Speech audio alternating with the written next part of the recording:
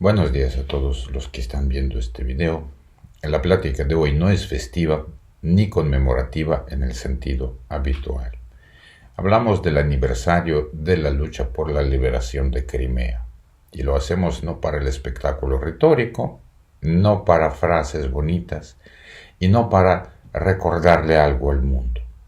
El objetivo es simple: analizar con calma y racionalidad qué fue lo que realmente ocurrió, qué argumentos nos han ofrecido repetidamente en envoltorio televisivo y por qué estos argumentos no resisten ni siquiera una revisión académica básica. Cuando Moscovia habla de Crimea, de repente empieza a sonar como un profesor de historia que faltó a la mitad del curso, pero que aún así pone las notas con total seguridad. En 2014 nos explicaron que Crimea siempre fue rusa, y esa es una afirmación interesante si uno decide abrir un manual de historia. Hasta 1783 en la península existía el Kanato de Crimea, un estado que existió durante más de 3 siglos. 3 siglos. Eso es más tiempo del que han existido la mayoría de los estados modernos. Pero en la óptica imperial, eso es un detalle menor. Si el territorio no pertenecía a Moscú, entonces simplemente todavía no pertenecía. En 1783 el Imperio ruso anexó Crimea, no por memoria histórica, sino por algo mucho más sencillo: acceso estratégico al Mar Negro, flota, control de rutas comerciales, presencia militar, geopolítica del siglo XVIII sin mística alguna. Pero los imperios no suelen decir necesitábamos un puerto, prefieren decir es nuestra cuna espiritual. El argumento de que Crimea siempre fue rusa resulta aún más interesante si observamos la demografía del siglo XIX. Después de la anexión comenzó un éxodo masivo de población musulmana. Cientos de miles de personas emigraron al Imperio Otomano. Esto se llama transformación colonial clásica. Cambio de élites, cambio de administración, cambio demográfico. Pero en la versión propagandística de la historia esto suena como un desarrollo pacífico. Luego viene 1944, la deportación de los tártaros de Crimea. Según datos oficiales soviéticos, más de 180,000 personas fueron deportadas. La operación duró apenas unos días.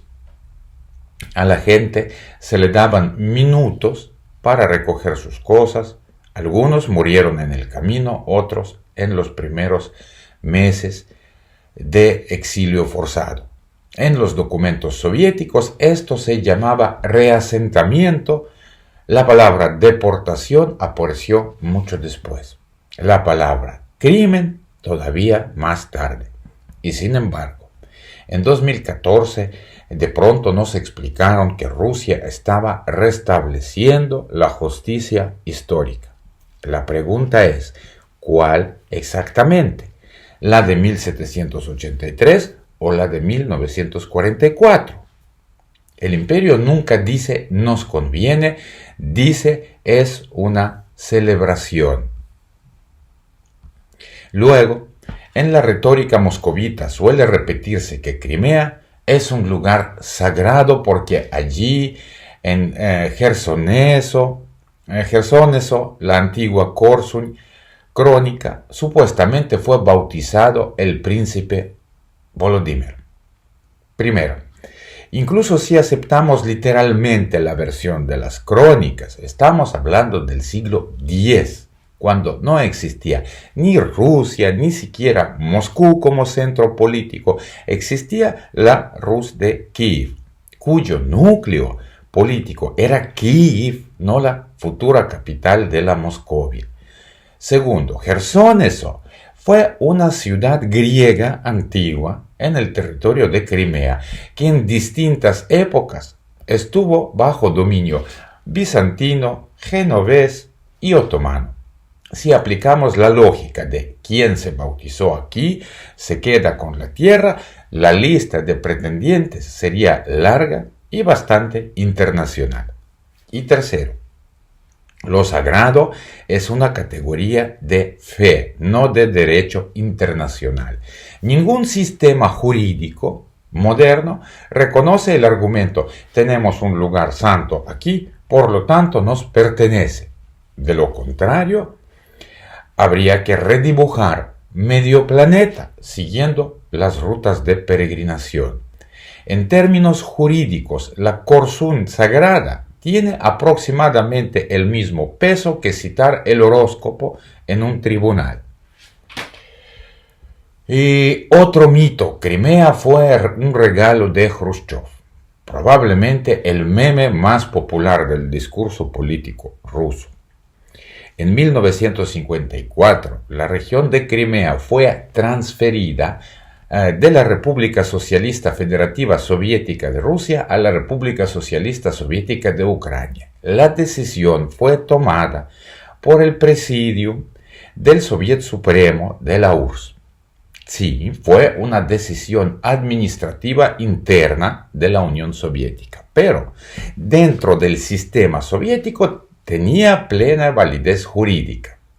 Lo fundamental: en 1991, Ucrania salió de la URSS dentro de sus fronteras administrativas. Eso fue reconocido por la Federación Rusa, incluyendo la firma de documentos internacionales que confirmaban la integridad territorial de Ucrania. Si consideramos ilegal la transferencia de Crimea de 1954, entonces habría que poner en duda todo el sistema administrativo soviético. Pero la lógica imperial es selectiva. Cuando una decisión conviene, es legal. Cuando no conviene, es voluntarismo. Además, el argumento del regalo es extraño en sí mismo.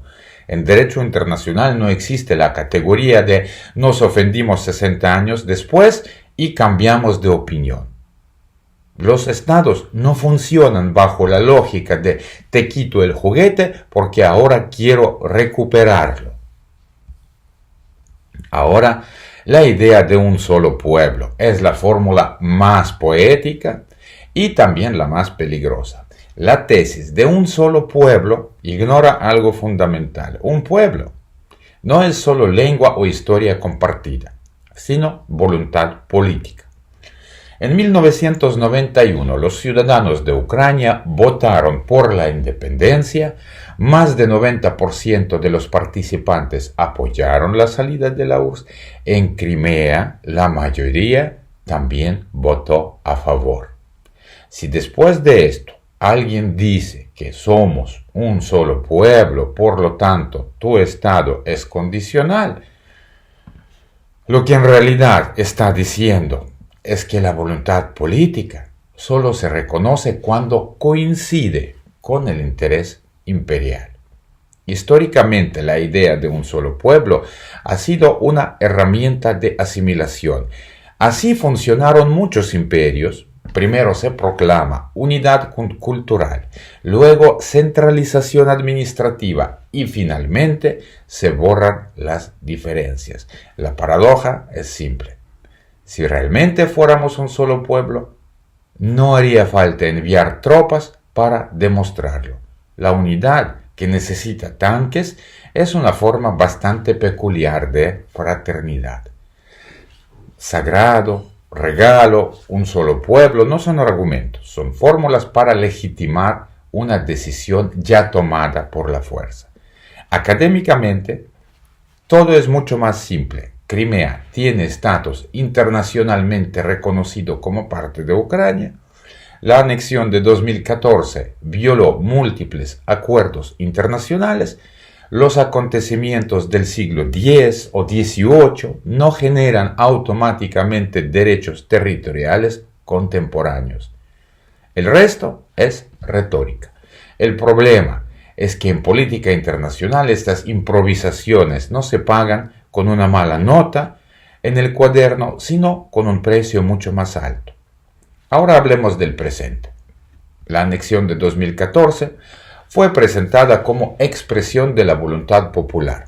Un referéndum sin observadores internacionales, sin libertad de campaña, bajo control de militares sin insignias. Es como organizar una votación en un salón de clases, cerrar la puerta y dejar a 2 hombres armados en la entrada. Y luego sorprenderse, ¿ven? Todos apoyaron. Y está el argumento de protección de los rusohablantes. Antes de 2014, el ruso dominaba en la educación, los medios y la administración en Crimea. Ninguna organización internacional registró discriminación sistemática lingüística. La lógica es aproximadamente esta: debemos protegerlos porque no les pasa nada. Si así funciona la protección, entonces los bomberos primero tendrían que incendiar la casa para luego apagarla heroicamente. Después de 2014, Crimea se convirtió en una de las zonas más militarizadas del Mar Negro. El número de efectivos aumentó varias veces. Sistemas de misiles, aviación, flota. La península dejó de ser un balneario para convertirse en una plataforma militar. Esa es la verdadera respuesta a la pregunta ¿por qué Crimea? No por poesía, por misiles. La propaganda imperial, sin embargo, es creativa. Construye una realidad alternativa donde la anexión es regreso a casa y la violación del derecho internacional es defensa de valores tradicionales. El valor parece ser uno solo: el derecho del más fuerte. Si aceptamos la lógica moscovita sobre Crimea, entonces debemos aceptar una regla internacional muy extraña. Quien alguna vez poseyó un territorio puede volver y tomarlo otra vez. Bajo esa lógica, Italia podría reclamar media Europa, Turquía los Balcanes, Mongolia medio continente. Sería una temporada fascinante de relaciones internacionales, pero curiosamente Rusia considera que la historia es un cheque con fecha abierta.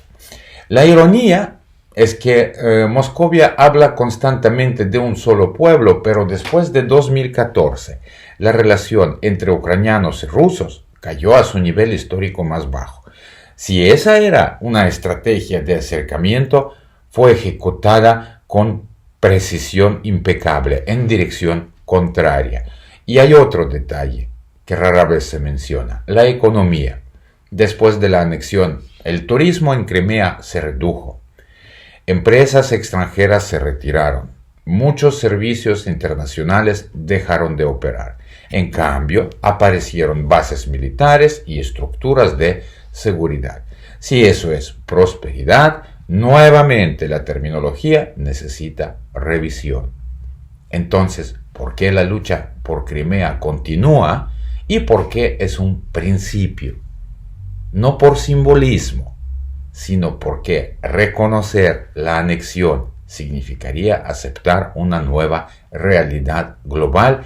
Se puede entrar con tropas, se puede organizar un pseudo referéndum, se puede declararlo misión histórica, y si todos se acostumbran, entonces así funciona el mundo. Crimea es una prueba de si el derecho internacional existe más allá de los manuales. Y lo más curioso o lo más triste es que Rusia apela al derecho internacional cuando le conviene, pero cuando el derecho no coincide con sus intereses geopolíticos, de pronto se convierte en una invasión occidental. Es un modelo muy cómodo. Cuando la norma ayuda, es sagrada. Cuando estorba, es rusófoba. El imperio siempre se considera una excepción. El problema es que la historia no suele tolerar excepciones, las corrige. Yo como historiador no hago profecías, pero hay una regularidad. Los estados que construyen su identidad sobre expansión permanente y mitificación del pasado terminan encontrando un límite económico, militar o interno, porque el mito es una base muy débil para estabilidad a largo plazo. Crimea no es una leyenda romántica, es un territorio concreto, con un estatus jurídico internacionalmente reconocido, y la cuestión de su liberación es la cuestión de si en el siglo XXI la fuerza reemplaza definitivamente al derecho o no. Se puede repetir sagrado 1000 veces, se pueden redibujar mapas en manuales de escuelas, se puede llamar la anexión reunificación, pero la ocupación no se vuelve legal por repetirlo 1000 veces. Y si hablamos con ligera ironía, el imperio cometió un error estratégico fundamental. Supuso que el siglo XXI funciona con los manuales del siglo XVIII. El mundo cambió y su memoria es más larga de lo que la televisión cree. La lucha por Crimea no es retórica, es la insistencia fría en que las reglas importan, porque si no importan, todos vivimos en un mundo muy inestable, donde cualquier agravio histórico puede convertirse en excusa para una nueva anexión. Crimea no trata de nostalgia, trata del límite de lo permisible, y parece que la historia todavía no ha dicho su última palabra.